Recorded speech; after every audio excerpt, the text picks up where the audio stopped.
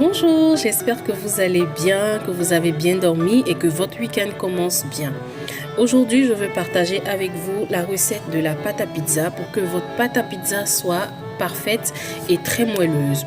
On a l'habitude de dire qu'il faut laisser sa pâte reposer pendant 1 heure ou ce qui serait vraiment top, c'est de la garder au repos, au réfrigérateur toute la nuit et donc la faire la veille. Mais moi, mon petit conseil que je voudrais vous donner, c'est qu'on n'a pas toujours le temps de patienter. On est toujours pressé. Donc, j'ai trouvé l'astuce idéale pour pouvoir faire lever votre pâte correctement. Donc, mon astuce, c'est de chauffer de l'eau au préalable. Et il faut s'assurer d'avoir une glacière qui garde la nourriture au chaud. Moi, ma glacière, par exemple, elle peut garder la nourriture au chaud sur 3 jours. Donc, ça veut dire que ça conserve correctement la chaleur.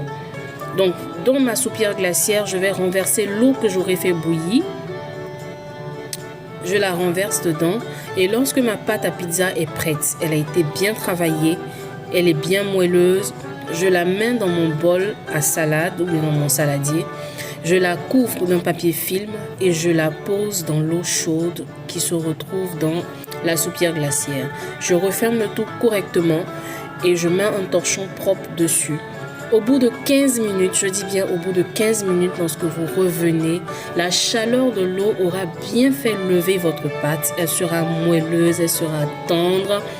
Et le petit conseil en plus que je vous donne, c'est que lorsque vous allez découper votre pâte à pizza, il faut déjà dégazer, c'est-à-dire enlever tout l'air qu'il y a à l'intérieur. Il faut retravailler juste quelques instants. Et vous découpez votre pâte. Lorsque vous la découpez, vous la déposez sur votre plan ou sur votre plaque à four, puisque vous allez le passer au four tout à l'heure. Donc, vous la déposez sur votre plaque à four et vous laissez encore reposer 5 à 10 minutes avant de passer au nappage en mettant la bolognaise, le fromage, le saucisson, la farce que vous aurez choisie. Et lorsque c'est fait, vous le passez dans votre four. Je vous assure que le résultat sera impeccable. Impeccable.